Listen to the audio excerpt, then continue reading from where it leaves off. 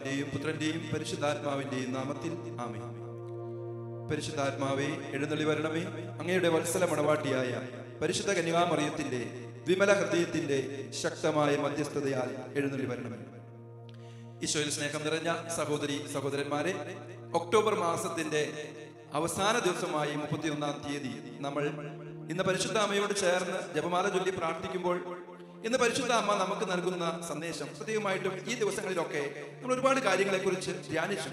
ദിവ്യനാഥ വൈദികരോട് സംസാരിക്കുന്നു എന്ന പുസ്തകത്തിലെ കുറെ സന്ദേശങ്ങൾ, പരിശുദ്ധ അമ്മ സ്റ്റെഫാനോ ഗോപി അച്ഛൻ കൊടുത്ത സന്ദേശങ്ങൾ നമ്മൾ ധ്യാനിക്കുകയുണ്ടായി.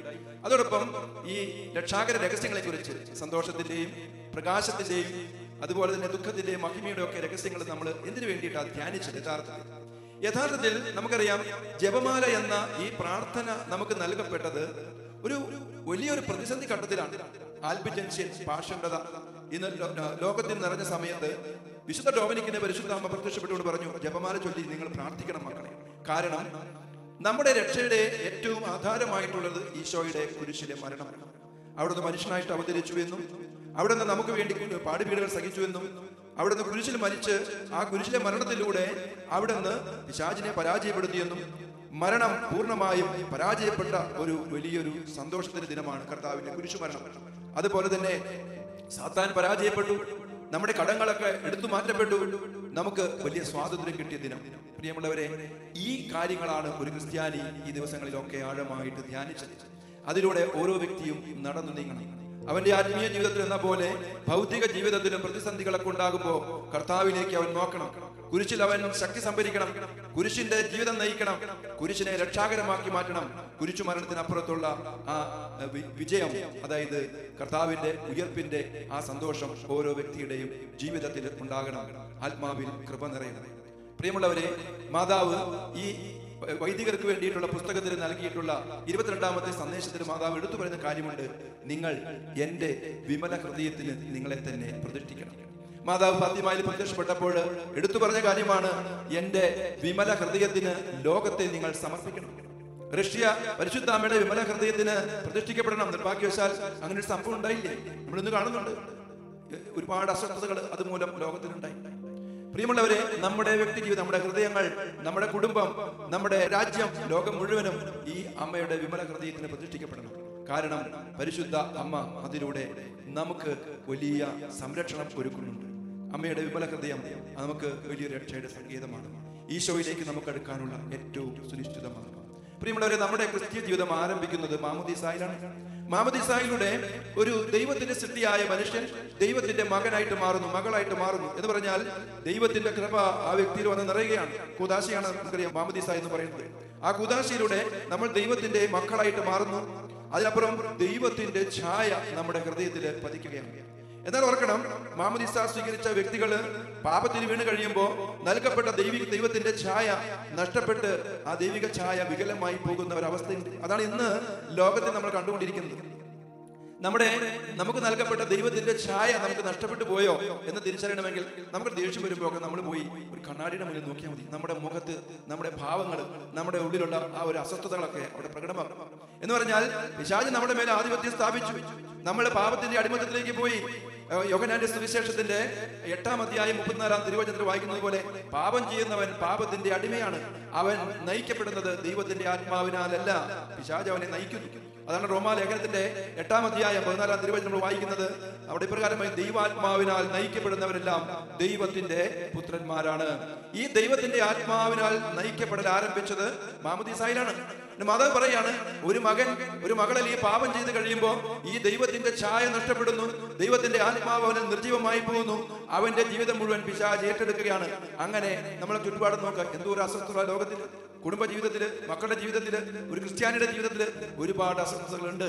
ഒരു വലിയ പരിധി വരെ ദൈവത്തെ ഉപേക്ഷിച്ചതിന്റെ കൃപ നിറഞ്ഞ ജീവിതം നയിക്കാൻ വിളിക്കപ്പെട്ടവർ ഇന്ന് ലോകത്തിന്റെ ജീവിതം നയിക്കുന്നതിലൂടെ, ലോകത്തിന്റെ സന്തോഷങ്ങളിലും സുഖങ്ങളിലും മുഴുകി ആത്യന്തികമായി നമ്മളെ നാശത്തിലേക്ക് നയിക്കുന്ന പിശാചിനെ പുറകെ പോകുന്നതിലൂടെ നമുക്ക് ഈ ദൈവത്തിന്റെ ഛായ നഷ്ടപ്പെടുകയാണ്. മാതാവ് പറയാണ്, നിങ്ങളെ എന്റെ വിമല ഹൃദയത്തിലേക്ക് പ്രതിഷ്ഠിക്കുക, ഞാൻ നിങ്ങളെ എന്റെ പുത്രന്റെ ആ ശരിയായ ഛായയിലേക്ക് രൂപാന്തരപ്പെടുത്താം. അമ്മയുടെ ദൗത്യം അതാണ്. പ്രിയമുള്ളവർ, നമ്മൾ ഓർക്ക് ഈ ലോകത്ത് നിന്ന് മരിച്ച് നമ്മൾ ദൈവസന്നിധിയിലേക്ക് പോയി കഴിയുമ്പോൾ അവിടെ ചെന്ന് നമ്മളെ തിരിച്ചറിയണത് എങ്ങനെയാണ്? നിനക്ക് ഭൂമിയിൽ എന്റെ പുത്രനായ ദൈവപുത്രന്റെ ഛായ നൽകിയിരുന്നു. ഇന്ന് നിനക്ക് സ്വർഗത്തിലേക്ക് കടന്നു പോകണമെങ്കിൽ ആ ദൈവിക ഛായ നിനക്കുണ്ടോ എന്ന് ഉറപ്പുവരുത്തിയെങ്കിൽ മാത്രമേ അവിടേക്ക് നിനക്ക് കടന്നു പോകാൻ പറ്റുള്ളൂ. അല്ലെങ്കിൽ നമുക്ക് സ്വർഗത്തേക്ക് പോകാൻ പറ്റില്ല. വരുന്ന മാസങ്ങളിലൊക്കെ നമ്മൾ ശുദ്ധീകരണാത്മാക്കൾക്ക് വേണ്ടിയിട്ട് പ്രാർത്ഥിക്കുന്ന ദിനങ്ങളാണല്ലോ. നമുക്ക് ശുദ്ധീകരണം ആവശ്യമായിട്ട് വരും പ്രിയമുള്ളവർ. അതുകൊണ്ട് ഈ ലോകത്തിലായിരിക്കുന്ന നമ്മൾ തെറ്റുകുറ്റങ്ങളൊക്കെ വന്നു കഴിയുമ്പോൾ ഈ അമ്മയുടെ പക്കലേക്ക് വരിക. അമ്മ നമ്മളെ ഈശോയുടെ ശരിയായ ഛായയിലേക്ക് മാറ്റും. അതെങ്ങനെയാണ്? അമ്മ പറയുകയാണ്, നിങ്ങൾ ഇതുവരെ ചെയ്തിരുന്ന കാര്യങ്ങളൊക്കെ നിങ്ങളുടെ ജീവിതത്തിൽ ഇപ്പോൾ നിങ്ങൾക്ക് സന്തോഷം നൽകുന്നതായിരിക്കുകയില്ല. 22-ാമത്തെ സന്ദേശത്തിൽ മാതാ പറയുന്നുണ്ട്. അതായത് ഇന്ന് വരെ നിന്നെ സന്തോഷിപ്പിച്ചിരുന്ന പല കാര്യങ്ങളും ഈ അമ്മയുടെ വിമല ഹൃദയത്തിലേക്ക് നിന്നെ പ്രതിഷ്ഠിച്ചു കഴിയുമ്പോൾ നിനക്ക് സന്തോഷമുള്ളതായിട്ട് തോന്നുകയില്ല. കാരണം ലോകത്തിന്റെ കാര്യങ്ങൾ ഇതെല്ലാം കടന്നു പോകുന്നതാണ്. ഇതെല്ലാം നമ്മളെ ഇട്ടിട്ട് പോകണം. ഈ ലോകത്തിൽ നമുക്ക് കിട്ടിയ വസ്തുവകകൾ അല്ലെ, നമുക്ക് കിട്ടിയ പണം, നമുക്കുള്ള സ്വർണം, വസ്ത്രങ്ങൾ, ഇതൊന്നും നമുക്ക് കൊണ്ടുപോകാൻ പറ്റില്ല. അപ്പൊ ഇങ്ങനെ ദൈവികമായ ജ്ഞാനം കൊണ്ട് നിറഞ്ഞു കഴിയുമ്പോൾ നീ തിരിച്ചറിയും, നിന്റെ ഈ ലോകത്തിലെ ജീവിതം എന്ന് പറയുന്നത് ഇത് അർത്ഥശൂന്യമാണ്. ഈ ലോകത്തിൽ ഞാൻ വെട്ടിപ്പിടിച്ചത് പലതും, സ്വന്തമാക്കിയത് പലതും, ഞാൻ സ്വന്തമാക്കിയ പല കാര്യങ്ങളുണ്ടാവും, കൂട്ടുകെട്ടുകളുണ്ടാവും, എനിക്ക് കിട്ടിയ വിജ്ഞാനം ഉണ്ടാകും, എനിക്ക് കിട്ടിയ പണം ഉണ്ടാകും, ലൗകിക സുഖങ്ങളെല്ലാം ഉണ്ടാവും. പക്ഷെ ഇതൊന്നും നിനക്ക് ഇപ്പോൾ നിന്റെ ജീവിതത്തിൽ സന്തോഷം തരുന്നതായിട്ട് നിനക്ക് തോന്നില്ല. കാരണം പരിശുദ്ധ അമ്മ നമുക്ക് നൽകുന്നത് സ്വർഗത്തിന്റെ രഹസ്യങ്ങളാണ്.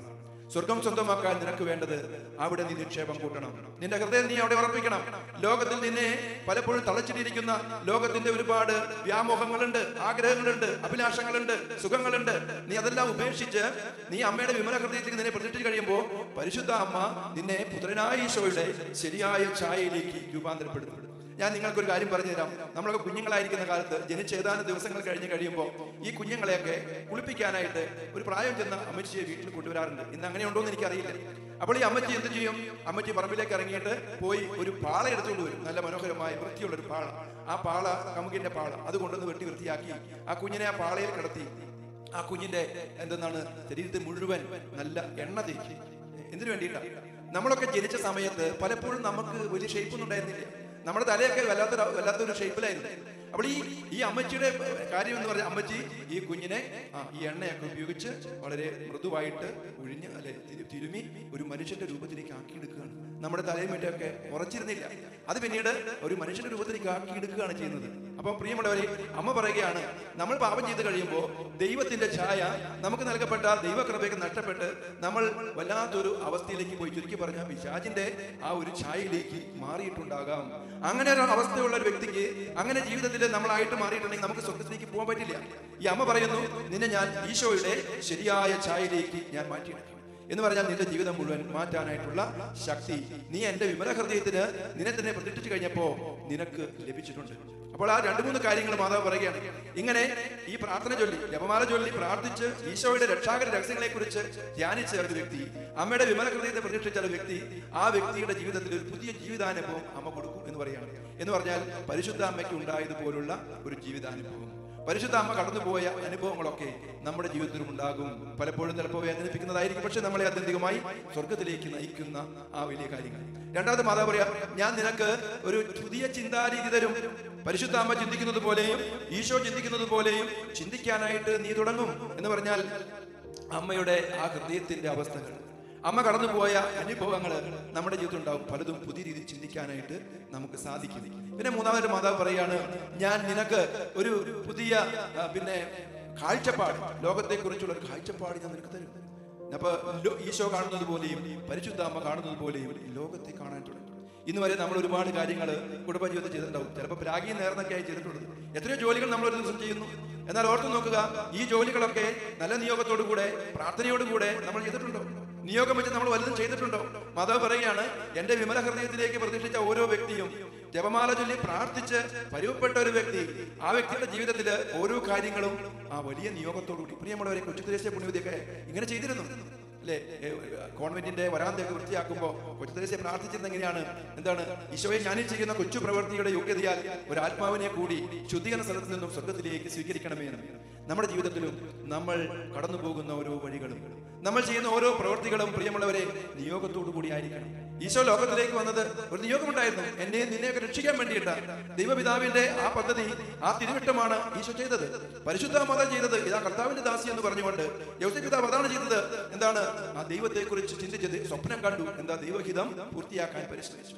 നമ്മുടെ ജീവിതത്തിലും പ്രിയമുള്ളവരെ ഈ പ്രകാരം ഒരു പുതിയ ജീവിതാനുഭവം, ഒരു പുതിയ ചിന്താരീതി, ഒരു കാഴ്ചപ്പാട് ഈ അമ്മയുടെ വിമല ഹൃദയത്തിലേക്ക് നമ്മളെ പ്രതിഷ്ഠിക്കുമ്പോൾ, ധാരാളം ജപമാല ചൊല്ലി പ്രാർത്ഥിക്കുമ്പോൾ നമ്മൾ ഒരു പുതിയ വ്യക്തിയായിട്ട് മാറും. കാരണം ഈശോയെ കുറിച്ച് നമ്മൾ ധ്യാനിക്കുന്നു, നമ്മൾ പാപം ഉപേക്ഷിക്കുന്നു, നമുക്ക് നൽകപ്പെട്ട ദൈവകൃപ നമ്മളിൽ ജ്വലിക്കുന്നു, നമുക്ക് നൽകപ്പെട്ട ദൈവത്തിന്റെ ഛായ നമ്മളിൽ കൂടുതൽ അത് വ്യക്തമായിട്ട് രൂപപ്പെട്ടു വരുന്നു. പ്രിയമുള്ളവരെ, ഈ ജപമാല ചൊല്ലി നമ്മൾ പ്രാർത്ഥിച്ച ഈ ദിവസങ്ങൾ, ഈ മാസത്തിന്റെ അവസാനത്തിലേക്ക് വരുമ്പോൾ, ഈ ഒക്ടോബർ മാസത്തിന്റെ അവസാനത്തിൽ നമുക്ക് ഇത് ഒക്ടോബറിൽ തീരേണ്ട ഒരു കാര്യമല്ല ജപമാല. ഒരു ക്രിസ്ത്യാനിയുടെ ജീവിതം ഈ പരിശുദ്ധ അമ്മയോട് ചേർന്ന് ഈശോയുടെ രക്ഷാകര രഹസ്യങ്ങളെ എന്ന് പറഞ്ഞാൽ ദൈവത്തിന്റെ വചനം ആവർത്തിച്ച് നമ്മൾ ചൊല്ലുകയായിരുന്നു ഈ ജപമാലയിലൂടെ. ആ വ്യക്തിയുടെ ജീവിതത്തിൽ വചനം പൂർണ്ണമായിട്ടും വലിയ ആഴപ്പെട്ട് വേരുപാകി വളർന്ന് 30 മേനിയും 60 മേനിയും 100 മേനിയും ഫലം പുറപ്പെടുവിക്കാൻ ഇടയാകണം. നമുക്കതുകൊണ്ട് പരിശുദ്ധ അമ്മയോട് ചേർന്ന് പാടി പ്രാർത്ഥിക്കാം. വാനവദൂതൻ തൻ മണിനാദമീതാ കേൾക്കുന്നു, പാടിടാം മേരീതൻ സ്തോത്രം. ആവേ ആവേ ആവേ മാരിയ, ആവേ ആവേ ആവേ മാരിയ. മാമകൃതീന നിൻ സ്വന്തമമ്മേ, ഓ മേരി നിർമ്മലെ തൃക്കൺ പാർക്കണേ. ആവേ ആവേ ആവേ മാരിയ, ആവേ ആവേ ആവേ മാരിയ.